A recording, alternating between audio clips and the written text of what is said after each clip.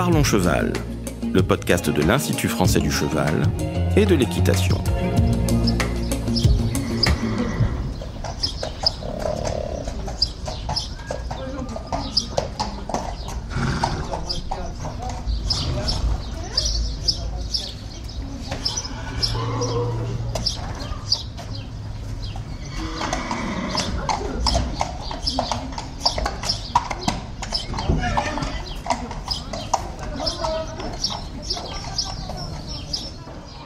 Bonjour, je suis Laurent Vigneault de l'Institut français du cheval et de l'équitation.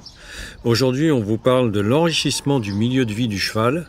Et pour ça, je reçois Alice Ruet. Alors Alice, tu es éthologiste, ingénieur recherche et développement bien-être des équidés à l'IFCE et à l'INRAE aussi. Bonjour Alice. Bonjour Laurent. Alors Alice, ce que tu nous présentes aujourd'hui, c'est issu d'un rapport d'expertise, je crois. Oui, tout à fait. En fait, on va aborder des éléments qui ont été transmis dans un rapport d'expertise qui a été fait l'année dernière par le Centre européen de référence pour le bien-être des ruminants et des équidés. C'est un centre qui regroupe plusieurs pays avec différents centres de recherche, différentes universités, et l'IFCE est partie prenante. Et donc nous avons réalisé tout un travail d'expertise scientifique sur la thématique des enrichissements du milieu de vie des équidés.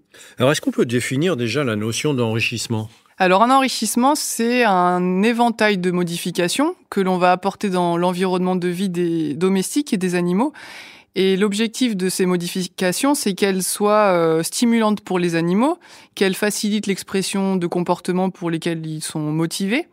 Et l'idée derrière, c'est de stimuler l'apparition d'émotions positives chez les animaux, et donc soit de préserver, soit d'améliorer le bien-être en fonction de la situation de départ. Alors, il y a 5 catégories d'enrichissement, c'est ça ? Oui, c'est ça. On peut schématiquement les classer en 5 catégories. Elles sont pas vraiment exclusives les unes des autres parce qu'on peut retrouver un enrichissement dans différentes catégories. Mais globalement, on va avoir 5 grands types d'enrichissement. Donc, les enrichissements physiques, c'est ce qui va concerner l'espace de vie, sa complexité, le fait d'ajouter des éléments dans l'environnement de vie. Les enrichissements occupationnels, eux, ils vont plutôt avoir pour objectif de promouvoir l'activité physique ou l'activité psychique des animaux. Les enrichissements sensoriels, eux, ils vont toucher les différents sens des animaux. Les enrichissements alimentaires, eux, ils vont principalement avoir pour objectif de promouvoir les comportements d'alimentation, de recherche ou de consommation. Et puis les enrichissements relationnels, dans lesquels on peut mettre les contacts entre chevaux, et aussi les contacts entre équidés et humains. Pour mettre en place des enrichissements, ça nécessite quand même quelques précautions. C'est ça, en fait, la mise en place d'enrichissement, elle dépend vraiment des capacités de l'espèce. On a besoin de savoir ce que l'espèce ressent, ce qu'elle comprend de son environnement, quels sont ses besoins. Sinon, l'enrichissement ne sera pas pertinent pour l'espèce. C'est ça, c'est ce qui va faire sa pertinence, ouais. On va maintenant aborder des exemples pour qu'on sache bien de quoi on parle, des exemples d'enrichissement. Alors, on a fait un petit sondage sur les réseaux sociaux avant notre entretien. Et puis, à ce moment-là, on nous a proposé plein de types d'enrichissement. Alors, on a essayé de les regrouper en différentes questions. Alors déjà, on a un premier volet sur vivre avec ses congénères dans un environnement de vie extérieure. Oui, c'est intéressant parce que j'ai l'impression, en lisant les réponses que l'on a reçues au sondage, que c'était quelque chose qui était sous-entendu. En fait, personne n'a vraiment mentionné ça, mais pour autant, c'est un enrichissement qui est assez courant. En fait, il y a beaucoup de personnes qui hébergent des équidés en groupe à l'extérieur. Et ça répond vraiment à la thématique de l'enrichissement parce que, en fait, le fait que les animaux vivent en groupe à l'extérieur, ça leur permet d'avoir des relations sociales, donc c'est un enrichissement relationnel.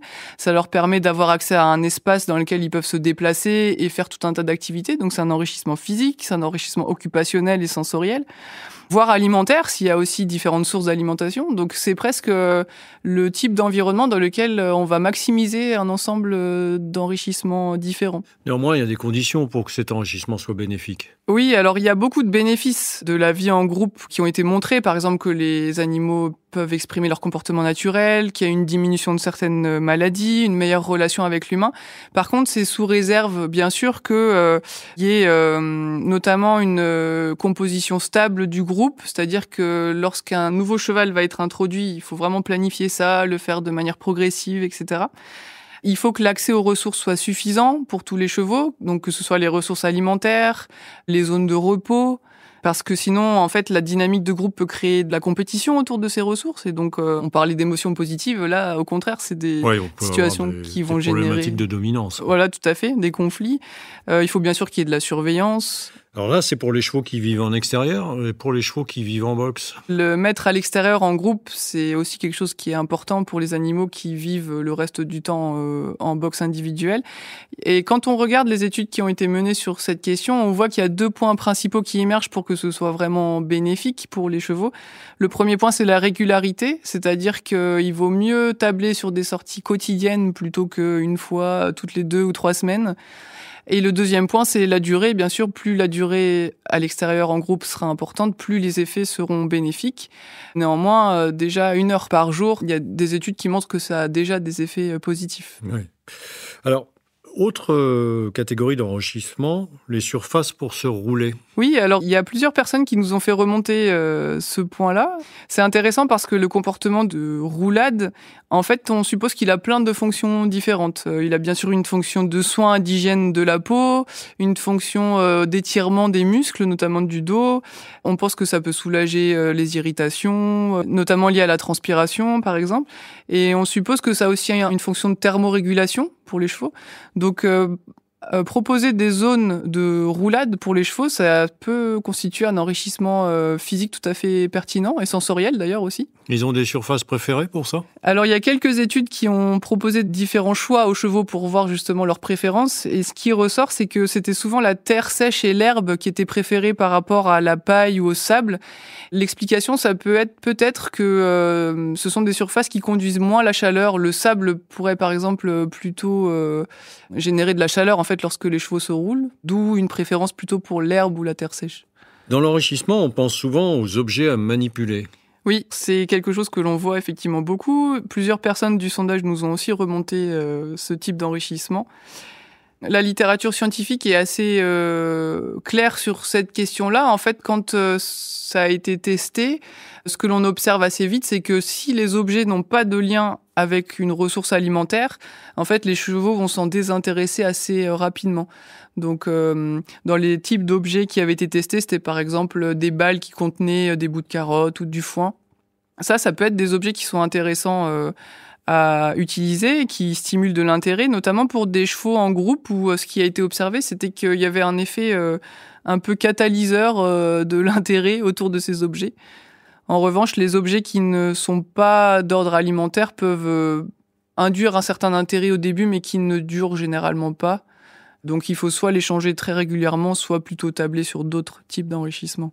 Une autre grande catégorie qui englobe la différentes variantes, mais ce sont les enrichissements sensoriels.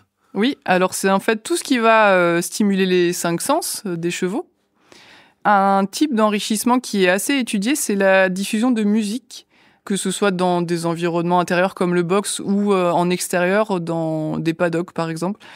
C'est un sujet qui est d'ailleurs très étudié chez beaucoup d'espèces et qui montre qu'il y a des effets bénéfiques pour les animaux, par exemple des animaux qui se couchent plus, qui passent plus de temps à ingérer de l'alimentation. On ne connaît pas vraiment le mécanisme derrière, mais en tout cas, diffuser de la musique peut être un enrichissement intéressant, quel que soit le milieu de vie des animaux. Il y a un type de musique en particulier qui... Alors oui, il faut tabler plutôt sur des musiques bien sûr calmes ou de la musique classique. Mais ce qui est intéressant, si vous n'aimez pas la musique classique, c'est que 1 ou 2 heures par jour peut déjà avoir des effets bénéfiques. Donc vous pouvez lancer la diffusion le soir quand vous partez de l'écurie. Alors, dans ces enrichissements sensoriels, on a aussi les grattoirs, les brosses, tous ces équipements-là. Oui, ça nous a beaucoup été remonté par les personnes qui ont répondu au sondage. Et c'est très pertinent parce qu'on voit que les chevaux utilisent souvent des grattoirs, notamment pour se brosser la tête ou l'arrière-main. Et au sein d'un groupe, ça peut aussi avoir des effets intéressants au-delà de l'individu qui va se gratter, parce que ce qui a été vu, c'est que dans un groupe, lorsqu'un cheval va se gratter à un grattoir, il va exprimer certains comportements positifs qui vont attirer les autres et qui vont faciliter des comportements affiliatifs entre chevaux. Donc ça peut être un moyen d'induire une bonne ambiance dans un groupe de chevaux assez facilement. Une bonne cohésion, quoi. Mm-hmm. Dans le prolongement, il y a le pansage aussi qui apporte beaucoup de bénéfices. Oui, il y a quelques études qui montrent que le pansage peut avoir des effets positifs sur les chevaux, notamment lorsqu'on va passer encore plus de temps sur des zones vraiment appréciées. et qu'on va nous-mêmes aussi avoir une attitude positive au moment du pansage. Une sorte de massage en quelque sorte. Une catégorie auquel on ne pense pas souvent, c'est les stimulations olfactives. Oui, alors c'est intéressant parce que on sous-estime sans doute beaucoup l'olfaction chez les chevaux. Or, il s'agit d'un sens de première nécessité pour eux. Déjà parce qu'ils expriment des comportements de flairage dans tout un tas de situations différentes, l'alimentation, la reproduction, etc., les contacts sociaux. Et on sait qu'ils se représentent leur environnement, ils se font une carte mentale de leur environnement basée notamment sur les odeurs.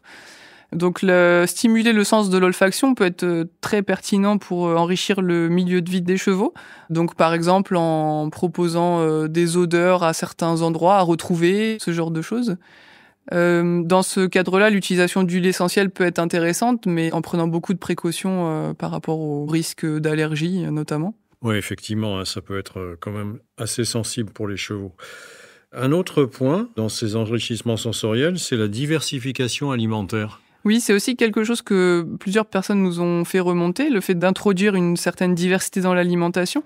Ça peut se faire en proposant par exemple différents types de fourrage ou en rajoutant de la paille au foin, en proposant des fruits, des écorces. L'idée en fait de cette diversité, c'est de pouvoir stimuler le comportement d'exploration lié à l'alimentation et puis l'ingestion. Donc c'est très pertinent de proposer cette diversité et aussi de jouer sur la multiplication des zones d'alimentation, par exemple dans un pré ou dans un paddock, ça peut être intéressant de pouvoir le faire. Et d'autant plus d'ailleurs quand on a des chevaux qui sont en groupe, où il faut d'ailleurs prévoir un accès à ces ressources suffisant pour tous les chevaux du groupe. Oui, c'est quelque chose qu'ils vont rechercher à l'état naturel, cette diversification. Oui, tout à fait. Ils vont passer un temps très conséquent à s'alimenter par jour. Et on sait qu'ils vont vraiment diversifier leur alimentation. Donc, il y a tout intérêt à essayer de reproduire ça dans nos environnements de vie domestique. Alors, dernière catégorie, Alice, l'enrichissement relationnel. Alors, à la fois avec les autres chevaux, mais aussi avec l'humain. Oui, alors c'est une catégorie à part d'enrichissement parce qu'en fait, l'idée, c'est pas seulement que les chevaux soient en groupe ou qu'ils soient en relation avec l'humain. Pour que ce soit un enrichissement, il faut qu'il y ait une vraie qualité de relation, en fait, entre chevaux et avec l'humain.